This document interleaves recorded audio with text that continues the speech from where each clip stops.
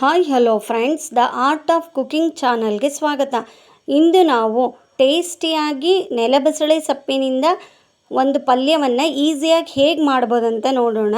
ನಾನಿಲ್ಲಿ ತೋರಿಸಿರೋ ಸೊಪ್ಪು ನೆಲಬಸಳೆ ಸೊಪ್ಪು. ಇದು ಹೆಚ್ಚು ಮಲೆನಾಡು ಭಾಗದಲ್ಲೇ ಸಿಕ್ಕತ್ತೆ.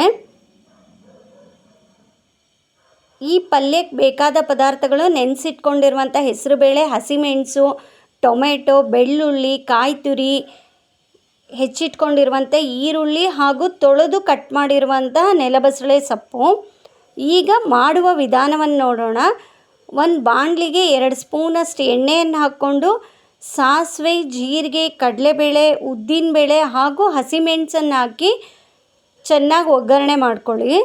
ಈ ಸೊಪ್ಪನ್ನು ಉಪಯೋಗಿಸಿ ಸಾಂಬಾರು, ಸಾಸಿವೆ ಈ ಥರದ್ದೆಲ್ಲ ಪದಾರ್ಥಗಳನ್ನು ಮಾಡ್ಬೋದು.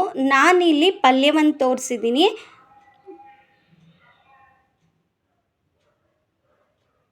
ನಂತರ ಇದಕ್ಕೆ ಒಂದು 5ರಿಂದ 6 ಎಸಳು ಬೆಳ್ಳುಳ್ಳಿ ಹಾಕ್ಕೊಳ್ಳಿ. ಬೆಳ್ಳುಳ್ಳಿ ಹಾಕ್ಕೊಳ್ಳೋದ್ರಿಂದ ಈ ಪಲ್ಯ ಟೇಸ್ಟ್ ಸಹ ಚೆನ್ನಾಗಿರುತ್ತೆ. ಹಸಿಮೆಣಸು ನಿಮ್ಮ ರುಚಿಗೆ ತಕ್ಕನಾಗಿ ನೋಡಿ ಹಾಕ್ಕೊಳ್ಳಿ. ಸ್ವಲ್ಪ ಖಾರವಾಗಿದ್ದರೆ ಈ ಪಲ್ಯ ಚೆನ್ನಾಗಿರುತ್ತೆ. ಈ ಪಲ್ಯವನ್ನು ರೊಟ್ಟಿ, ಚಪಾತಿಗಷ್ಟೇ ಅಲ್ಲದೆ ಅನ್ನದ ಜೊತೆಗೆ ಸಹ ಉಪಯೋಗಿಸ್ಬೋದು.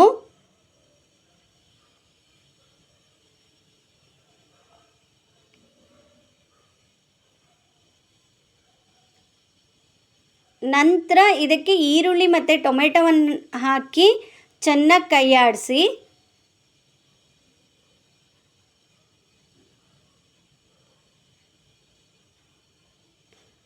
ನಾನಿಲ್ಲಿ ಹೆಸರುಬೇಳೆ ಉಪಯೋಗಿಸಿದ್ದೀನಿ. ಅದರ ಬದಲಾಗಿ ತೊಗರಿಬೇಳೆ ಸಹ ಇದೇ ರೀತಿಯಾಗಿ ನೆನೆಸಿ ಉಪಯೋಗಿಸ್ಕೋಬೋದು.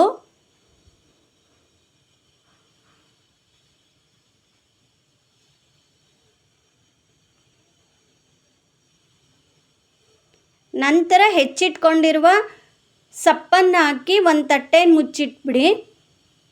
ಈ ಸೊಪ್ಪು ಮಿನಿಮಮ್ 5 ನಿಮಿಷದಲ್ಲಿ ಚೆನ್ನಾಗಿ ಬೇಯ್ಕೊಳ್ಳುತ್ತೆ.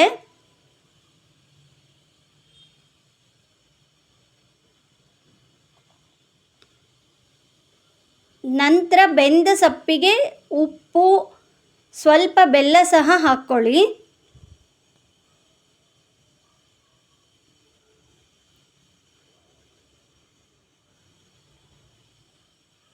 ಬೆಲ್ಲ ಬೇಡ ಅಂದರೆ ಬೆಲ್ಲವನ್ನು ಸ್ಕಿಪ್ ಮಾಡ್ಬೋದು. ಬೆಲ್ಲ ಹಾಕೋದ್ರಿಂದ ಟೇಸ್ಟ್ ಬ್ಯಾಲೆನ್ಸ್ ಆಗುತ್ತೆ. ಉಪ್ಪು ಬೆಲ್ಲದೊಂದಿಗೆ ಬೆಂದ ನಂತರ ಸ್ವಲ್ಪ ಕಾಯಿ ತುರಿ ಹಾಕಿ ಚೆನ್ನಾಗಿ ಕೈಯಾಡಿಸಿದರೆ ರುಚಿಯಾದ ಹಾಗೂ ಆರೋಗ್ಯಕರವಾದ ನೆಲಬಸಳೆ ಸೊಪ್ಪಿನ ಪಲ್ಯ ರೆಡಿ. ಇದನ್ನು ಚಪಾತಿಯೊಂದಿಗೆ ಅಥವಾ ರೊಟ್ಟಿಯೊಂದಿಗೆ ಸರ್ವ್ ಮಾಡಿ. ಈ ವಿಡಿಯೋ ಇಷ್ಟವಾಗಿದ್ದಲ್ಲಿ ಲೈಕ್, ಶೇರ್ ಮತ್ತು ಕಮೆಂಟನ್ನು ಮಾಡಿ. Thank you.